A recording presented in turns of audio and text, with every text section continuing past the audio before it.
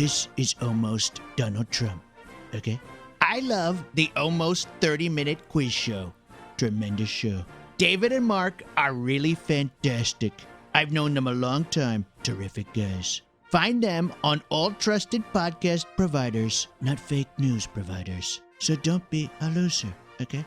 Subscribe now and make podcasting great again, okay?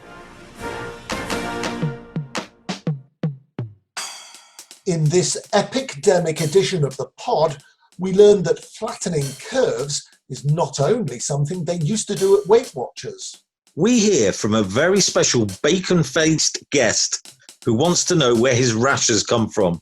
Orgies and corona are verboten, or are they? Find out on this all-new edition of the almost 30-minute quiz show. Mark. David. I didn't know that you knew people in such high places. Yeah, $5. Donald Trump is now available for $5. You know what? I think it's absolutely superb that almost Donald Trump endorses this particular show. Oh, I found other people as well, but that's a surprise for future editions. More to come. Now, I'm assuming by now people listening will figure that the audio quality between us is very different, echoes and so on. That's because and we're not using my travel mics. You've been a naughty boy. I'm not the only one. Go on. Yeah, no, I managed to share a bus with someone with coronavirus 3 times in a week. There's clumsy and then there's bloody stupid. You know, this guy's got a great big arrow above his head that says, "Stay away from me. I have a serious respiratory issue. I am sweating. I'm coughing." But no, Mark goes, sits next to the guy, gets his phone number, goes to his house for a coffee, and now you're in isolation, you bloody silly sod. So, ironically, the first time I shared sweat with him was the 4th of March, which is nearly 3 weeks ago. And if you can think back 3 weeks, no one was hiding. No one was locking themselves away. If you listen to 2 editions ago, I think we talk about coronavirus, and it's like a bit of a joke. You know, no one saw it spreading this quickly. There was a guy on the bus who scared the shit out of me. Every time he got on, this guy with a white beard would get on and he would cough his lungs up. And he was sat about 3 meters away, 1 row back on the other side. But apparently the person I was in contact with was only 20. So either he's a very sick 20-year-old or it's someone different. Around the world, they're talking 2 meters. United States, it's 6 foot. And if you think about it, 6 foot is so appropriate for coronavirus because you're either 6 foot distant or 6 foot under. Yeah, somebody actually seriously recommended watching 6 foot under as something to do while I'm self-isolated. I have to be honest and say, because we're in different rooms and we're recording this in a completely different way, I totally forgot to time it. So heaven knows how long this particular episode's going to be. Can I just say, and we'll probably cover this a bit later on, our last edition was our most listened to edition. So it's not all bad coronavirus. We're getting out there now. There is nothing going on in the world. There is no news other than coronavirus. There is no sport. So the fact that we're putting this together, people should just be bloody grateful. As you know, the various drum rolls that we use on here are a product of my son, who is rapidly improving his drumming skills since we first recorded those. So I've got a whole new batch of them. And we just came off the back of him. He's in isolation because 3 of his schoolmates have corona, so he has to be on his own for a week. So he just did a Facebook Live drumming session. So people, I mean, really are coming up with some very interesting ways to keep themselves busy. Hopefully one of them is by listening to us and answering the following questions. Question number 1. Which S&M sounding shaped lingerie company has the strapline, "Reshape the way you get dressed so you can shape the world"? Question 2. Fat Larry's band had a number 2 hit in 1982 with which song? Question number 3. Which P word is a person regarded as an inspired teacher or proclaimer of God? Question number 4. He may have only cost us $5, but here with the question is a very special guest. Here's my question. Believe it or not, bacon in the American breakfast is less than 100 years old. Who was the person who came up with the idea to have bacon with eggs for breakfast? Question number 5. What are leukocytes? And with that, we'll leave you to think about them as we go for a quick, I'm going to have a quick alcoholic break. Have you brought some alcohol into your hidden cell? I have a bottle of whiskey that's been keeping me company all week. I may well try and find a glass and partake. So while you're drinking and I'm finding a vodka, let's have a drum roll.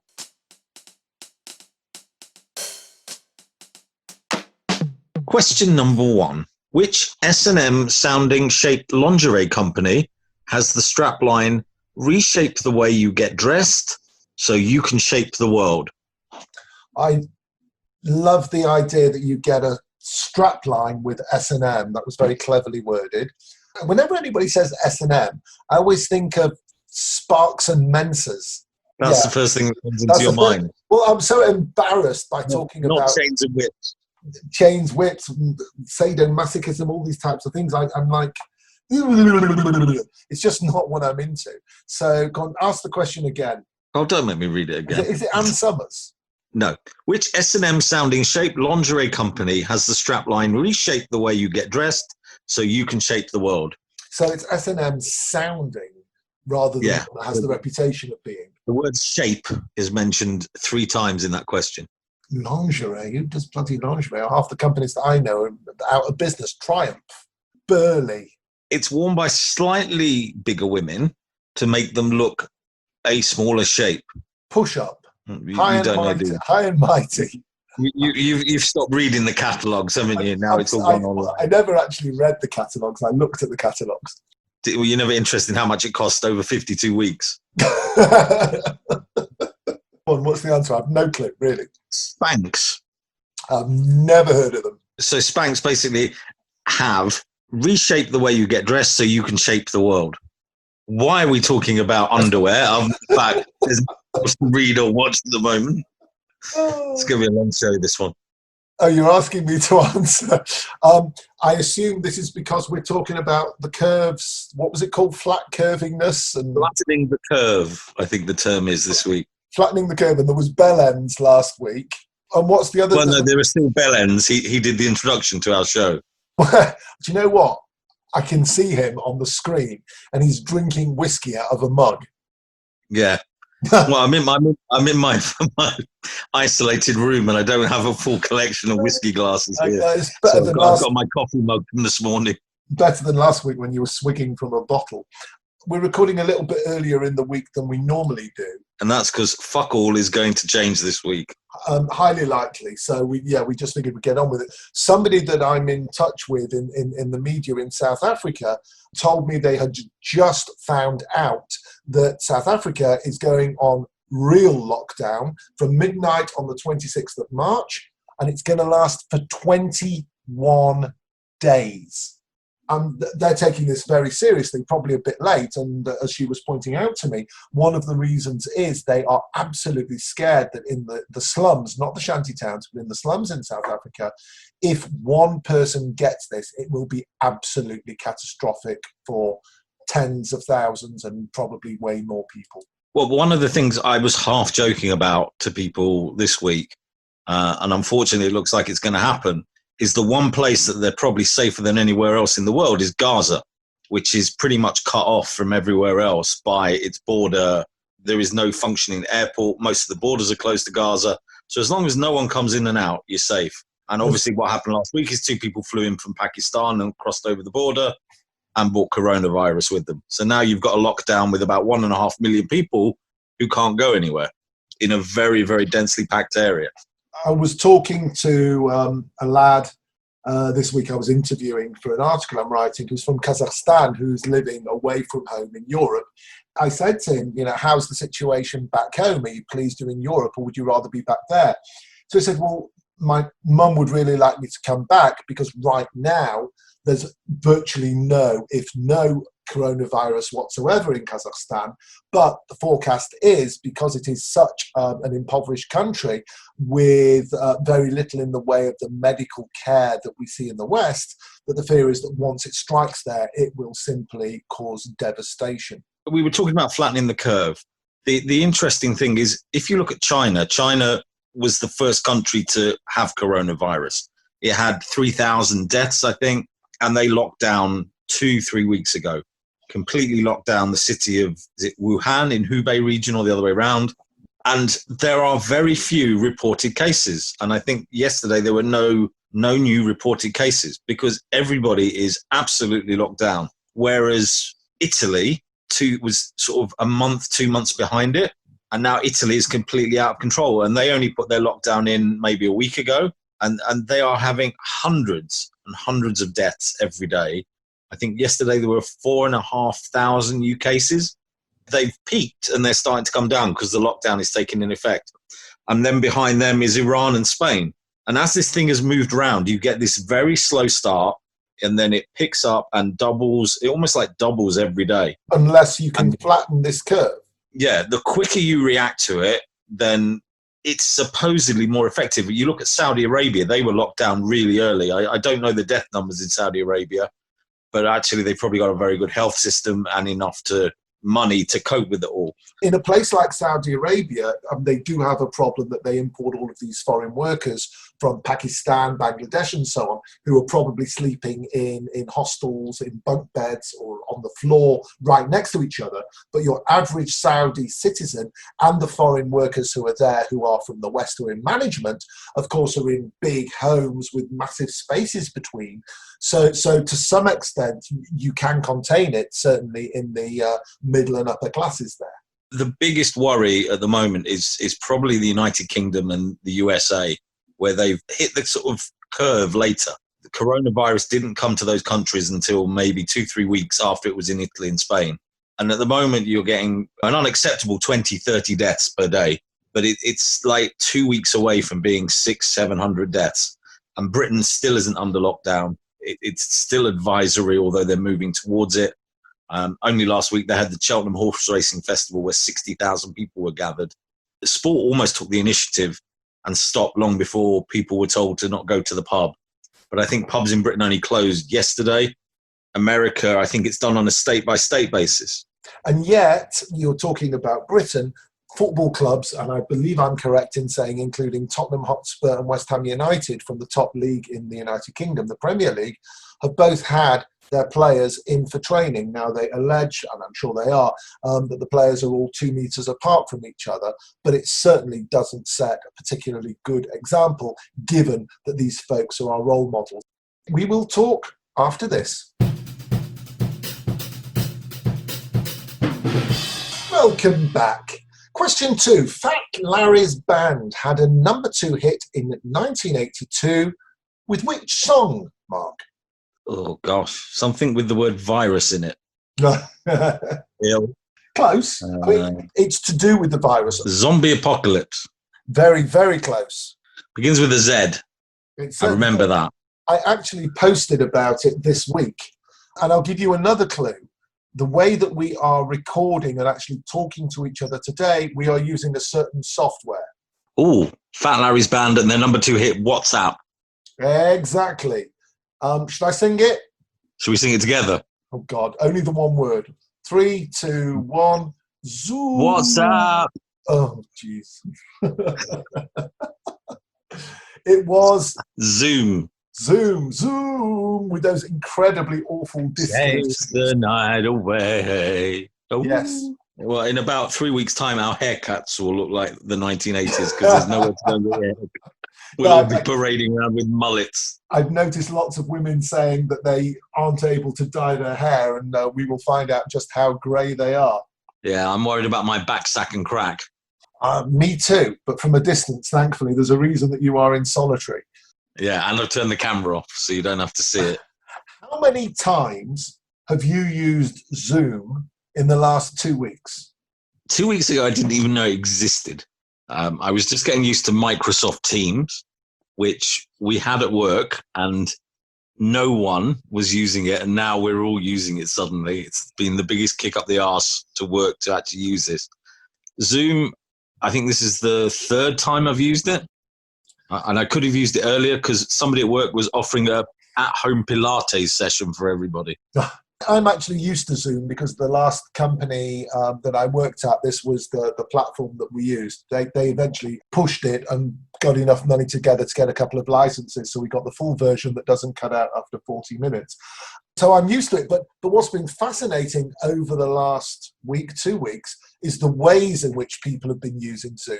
The folks in Italy and Spain who are singing from their balconies, families who are spread around the world, or where members of a family are in isolation within a home are using it.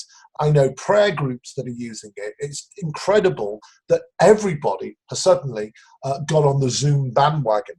Yeah, I also found another thing called Telegram this week. Have you ever used Telegram?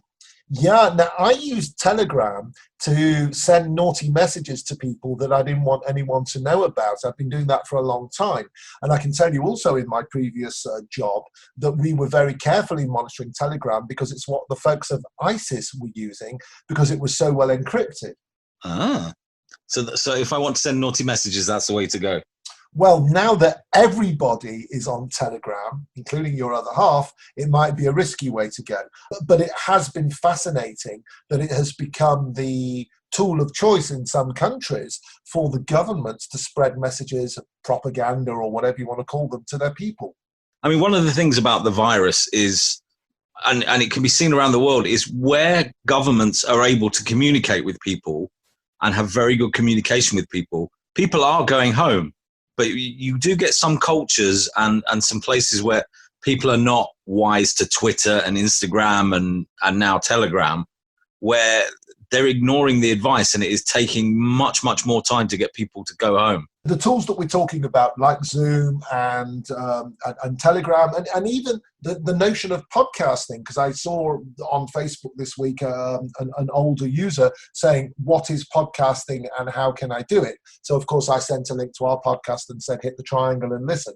But it's very interesting that the younger people who are not the high-risk groups here are very used to this stuff, but the very people that we need to be looking after, the elderly in particular, are not familiar by and large with these things and may struggle to use them, even though that is the tool that is being used to get the information across. Another thing that's changed, online shopping. The take-up of online shopping has been phenomenal over the last 2 weeks. People are now scared to go down to the stores, or in some countries, if they go down to the stores, they queue an hour and the shops are empty. And whereas you used to be able to go onto a supermarket website and book your supermarket delivery for the next day, people are now having to plan 2-3 weeks ahead of what shopping they want. And all of the companies that are doing supermarket delivery are now recruiting around the world. My big fear is that in numerous countries, we are going to see an Italian situation where shops are pretty much closed and some form of rationing comes in. And it will be very interesting to see how technology deals with something like rationing, or when there is looting, how technology deals with something like that.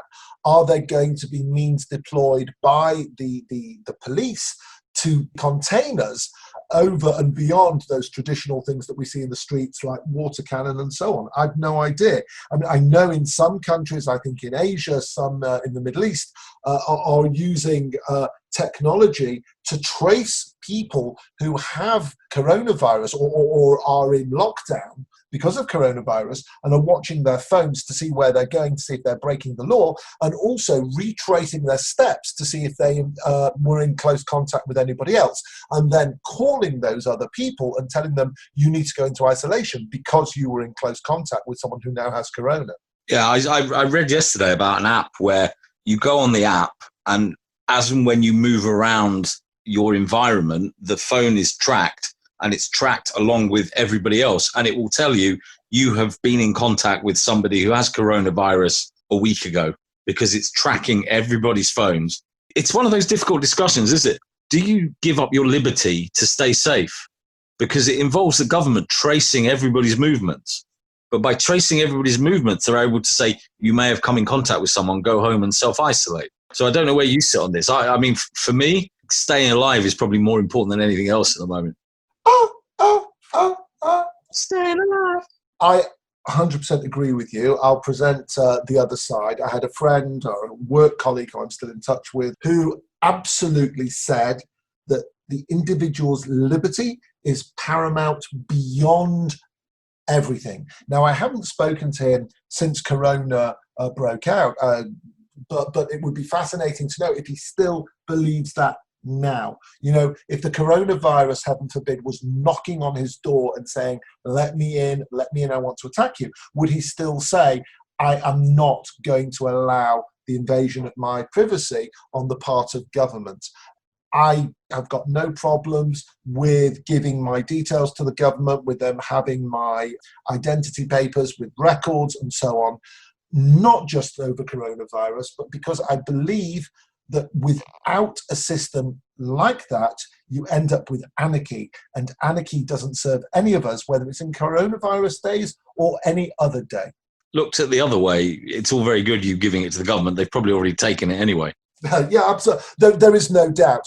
The question is whether they are using it and what legal forces are there, you know, the sort of the legal advisors to the government, the attorney generals and so on, attorneys general, that are actually saying, you know what, this is a democracy and we have to prevent this. But clearly the government, if they don't already have these type of registers, can easily access them. And that's the only time I'm going to mention the word register tonight, because I know you have a thing about registers, Mark. I think it's almost time for a break. Before we go for a break, I'm just going to find some more tin foil and put it on my head. Why not write to us? almost30quiz@gmail.com. That's almost and 30, THIRTY, almost30quiz@gmail.com. We can also be found Twitter @almostquiz, Facebook, the Almost 30 Minute Quiz Show, and on Instagram, the Almost 30 Minute.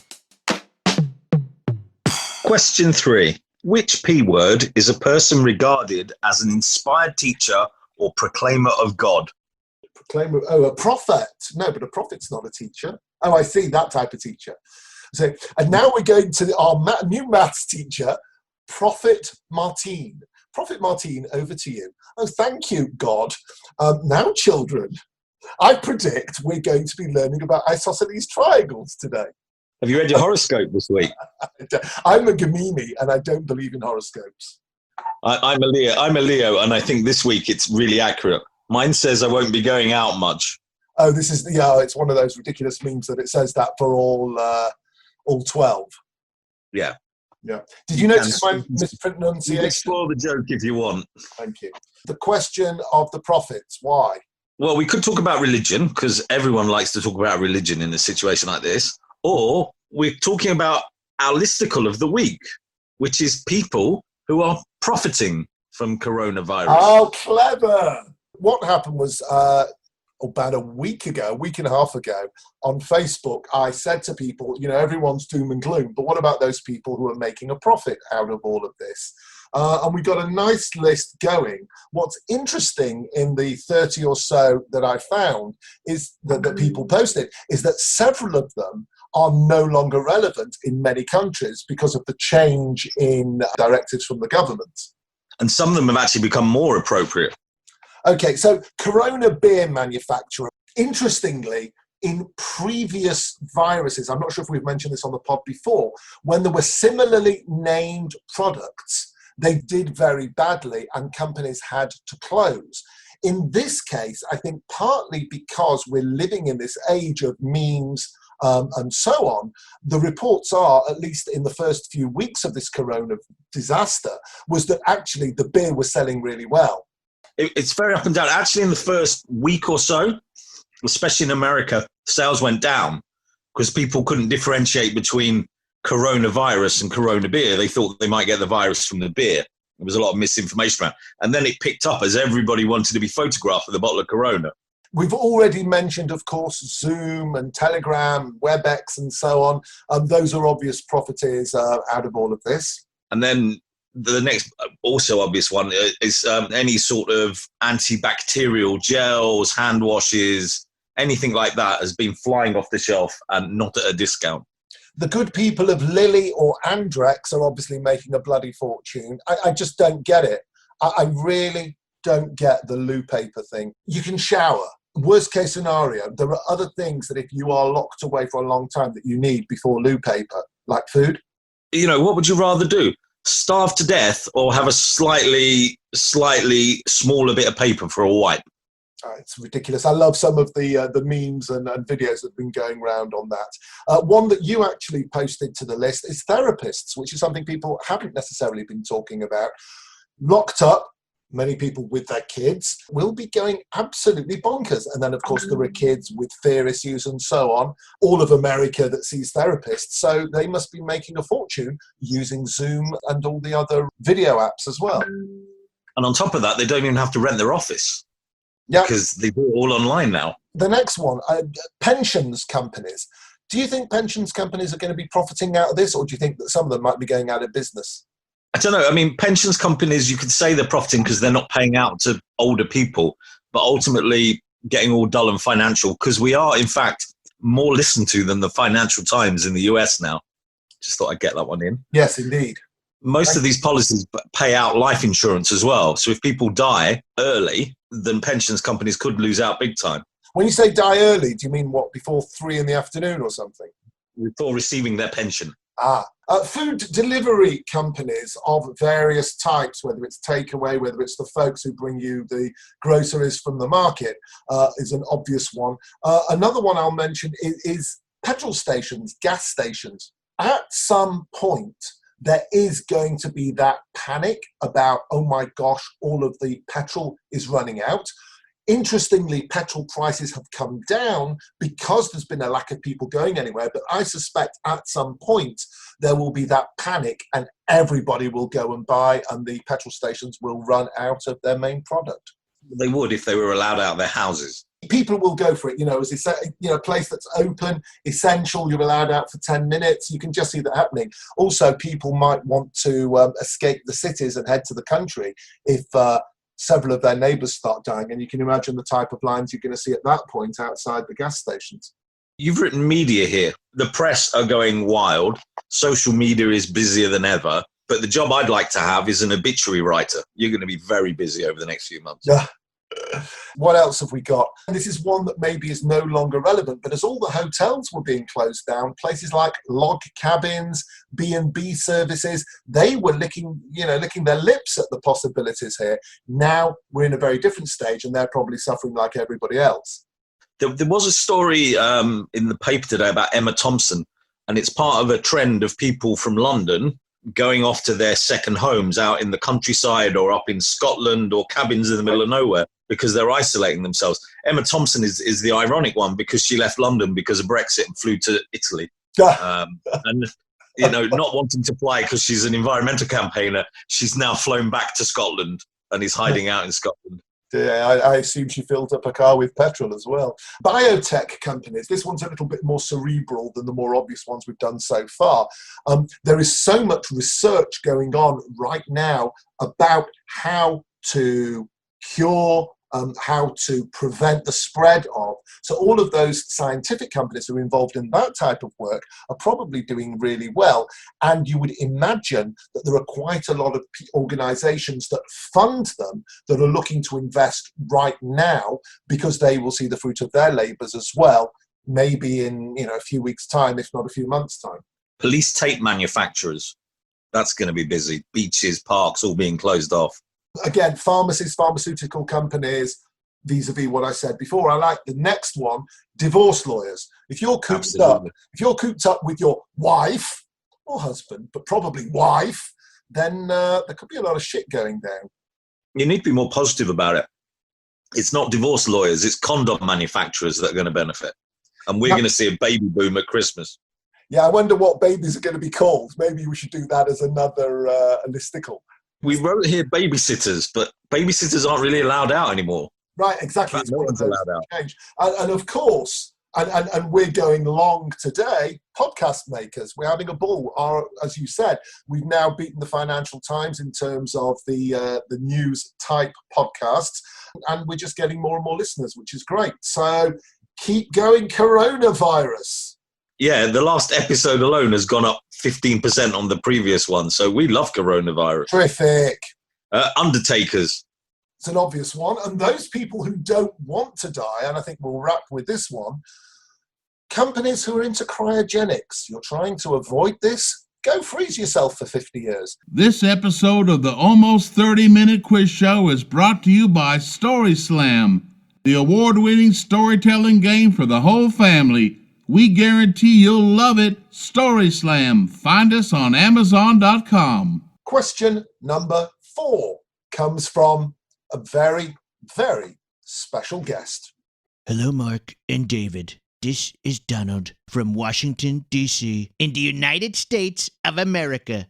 Okay? Before I ask my question, I just wanted to say, you guys are doing a great job. Terrific job. You know, I can never tell who's who. Is it Mark talking? Is it David? But I think you guys do a fantastic show. Here's my question. Bacon for breakfast is as American as apple pie. And by the way, who doesn't love bacon? I mean, is there anything better than an incredibly delicious bacon cheeseburger? You want to know how good bacon is? To improve other food, they wrap it in bacon. True. It's true. By the way, I stole that joke from Jim Gaffigan. Funny guy. Great guy. Okay, for real now, here's my question. Believe it or not, bacon in the American breakfast is less than 100 years old. Before this, most Americans ate fruit, a roll, and a cup of coffee. No meat at all. Sad. Who was the person who came up with the idea to have bacon with eggs for breakfast? So, Mark, what's your knowledge on bacon like? It's good. I love bacon, especially in a bacon, tomato, and lettuce sandwich. Have it every day. Crispy or like, a bit... Oh, it's got to be crispy. What about you, David? Well, being the in-house vegetarian on the team, I preferred the fruit roll and coffee that they had beforehand. But I'm not vegan, so I would like to put a nice slathering of soft brie on it or runny camembert. So I think next time we ask listeners to send a question, just say anything you want as long as it's not bacon. So do you want to hazard a guess at this? 100 years old, bacon. Who could it be? It's obviously American if from the question. Francis Bacon? Less than 100 years old. Oh, what's he called? What's the actor called? Bacon. Answers on a postcard? No idea. Wasn't there a weather presenter in the UK called Bacon? Yes, there was. I'm Googling it. Actor Bacon. And it's Kevin Bacon. Oh, God, yeah. He's too busy marketing telephones in the UK, isn't he, to be dealing with bacon breakfasts. Yeah, that was a rasher choice of Oh, great. Anyway, yeah, the truth is, neither of us know, so why don't we go back to our very special guest for the answer. In the 1920s, the Beechnut Packing Company, who sold pork, wanted to increase demand for bacon. They hired a super smart guy, the granddaddy of public relations and advertising, Edward Bernays. By the way, he was the nephew of another smart guy, Sigmund Freud. Bernays was really good at using psychology to get people to buy a product or an idea. Sounds like somebody I know.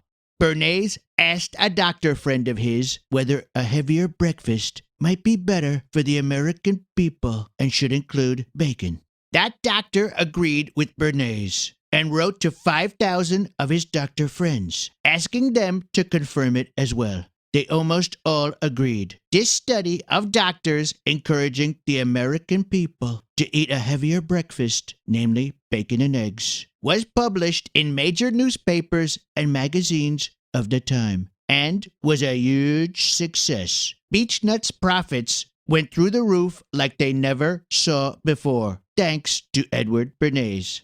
Well, I never knew that. Look at me sideways. Next week. No. That it may possibly be a problem with my vegetarianism, but yeah, I that was particularly amazing. I mean, he is awesome. Yeah, believe it or not, that was our new special friend Frank Falzon, and you can hire him to be Donald Trump for you, or maybe other people as well, on Fiverr.com. We'll be hearing more from him in upcoming weeks, but bloody hell, he's good. I'm really, really good. Why are we asking questions about bacon? Absolutely no idea whatsoever. Is it because we're doing reviews of the greatest films of Kevin Bacon?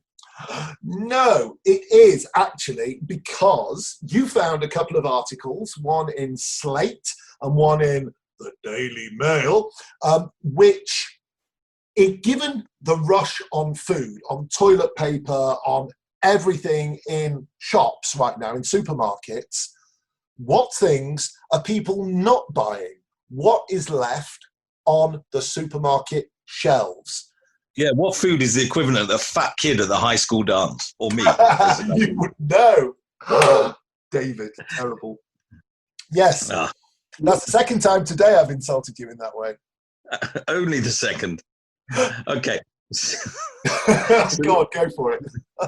So looking at the American supermarket shelves, what got left behind? Pasta made out of chickpeas.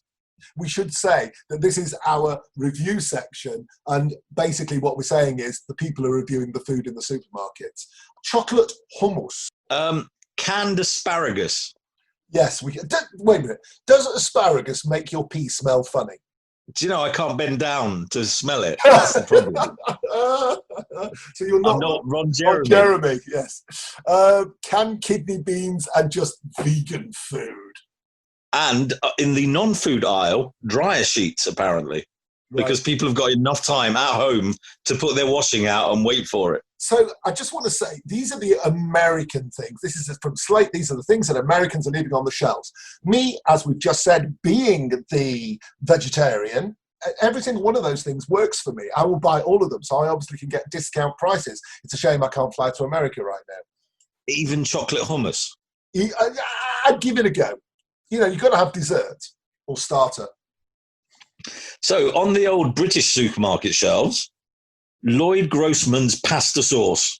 Mushy peas. I detested mushy peas forever. So I get this one. I love mushy peas. And I used to work in a place called Wigan. And up in Wigan, you'd get your chips from the chip shop and they take the liquid from mushy peas and put it on top of it. It was called pea wet. Fascinating fact. Yes. Are you doing the next one? Tinned corned beef. No way. Rustic microwavable burgers, and they're half price. And still no one's buying them. Yeah. A whole selection of roti flatbreads and Paul Hollywood flatbreads. People in a crisis need their sliced loaf. They don't want any Ponzi flatbreads. Lindt chocolate bunnies. Now, Lindt chocolate is amazing. I'm assuming because we're not at Easter, people think it's weird to buy a bunny. Also, you're not going around to anybody's house to give them a gift. Actually, you know what? Easter, we're not that far away. People should be hoarding them, given that it's Easter in, about 3-4 weeks? What if we run out of Easter eggs? I'm off. And hair dye, which I kind of get because nobody's going anywhere. So, let us see your greyness. But in America, the number one food or supermarket product that has been left behind by everybody is Dasani bottled tap water. Why would you buy tap water in a bottle from a supermarket? That's why nobody has. When we come back, we promise, for the first time in this particular episode, a little bit of smut. Question number 5. What are leukocytes? So when I was a kid, people always used to bring it to you when you weren't feeling well. It was like that orange fizzy stuff. I've never tasted it in my life. It looked like and tastes like piss. I'd never tried it, but that's not what you're asking. Funnily enough, today I wrote a piece about T-cell receptors. I don't know what it means. I have no clue. But one of the words that I avoided explaining to my readership was the word leukocyte, which, if I'm not mistaken, is something that runs around in your white blood cells. I think it's the actual word for your white blood cells. Ah, there you go. So yeah, I'm working in hospital PR, and I have to make these ridiculously difficult scientific things easy to understand. Add to the list of people that are busy. Yes, hospitals. Hospital PR people. Yeah, absolutely. But I was writing something that's got nothing to do with corona, but just very interesting in terms of finding cures for cancer, in this case melanoma, by boosting your immune system. But I'm not going to go into details now. It's our "and finally" section. I'll come to why we said leukocytes in a bit. I hope so. Now, we were originally going to talk about the Belgian health minister who reportedly had told us that any non-essential sexual activity for groups of more than 3 people would not be permitted in Belgium. It was a brilliant article. I did at the time when I saw it say, do you think it's fake? And guess what? It is, tragically. So I'm afraid, Mark, you can continue with all of your orgies. Yeah, I saw the pictures from that article and I thought, no way is that woman the health minister. Yes, she I definitely. don't know if you ever saw Total Recall, where Arnold Schwarzenegger had a fat suit on him. She looks like that. It was just, she was not a picture of health. So nasty. But you spent the podcast having a go at me and I'm nasty. Yeah, she can't defend herself. I leave the final words of this week's podcast to my dear friend and co-presenter, Mark.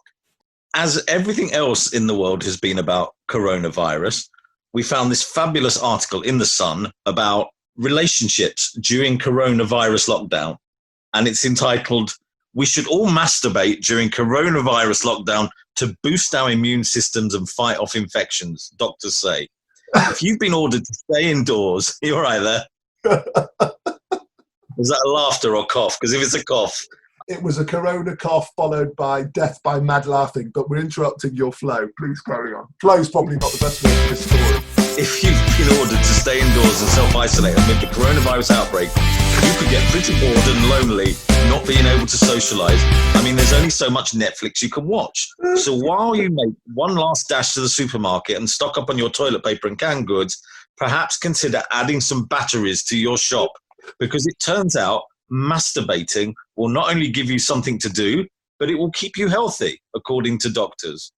But while many people look past the health benefits of indulging in a little self-love, Dr. Jennifer Landman, a specialist in hormone therapy, suggests that masturbation might be exactly what you need to strengthen your natural defense forces. Self-pleasuring is known to boost your immune system and raise your white blood cell count, which in turn helps fight infection in the body. See? I told you I'd get to the answer in the end. That was absolutely brilliant. I have to tell you, I just came back from a supermarket before we started recording and bought 24 Duracell. I thought you were about to say you just got back from the supermarket and had a quick shuffle. Oh, God, please can we end the podcast? See you next week, maybe.